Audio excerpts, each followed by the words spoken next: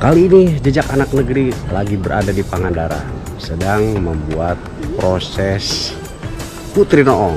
Yuk ikutin.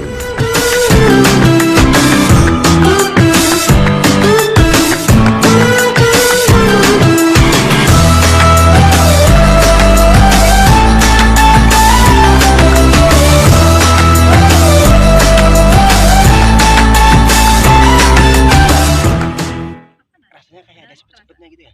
Nah, kalau lem mineral ada manis-manisnya. Ini rasanya ada kayak asam sama sepet-sepetnya dikit. Nah. Tapi nggak ada sih sebenarnya. Ayo ah Kang, kurang langsung tuang weh. Him. Saya tuh kenyal banget. Terus nih rasa dari buah pandannya tuh terasa segar. Enaknya, ini kalau enak dia. Dia tak. Wow, mantap. Mantap. Kamera roll and action ya, Bu. Action ya baru. Kawe, enak. Enak ya. Enak.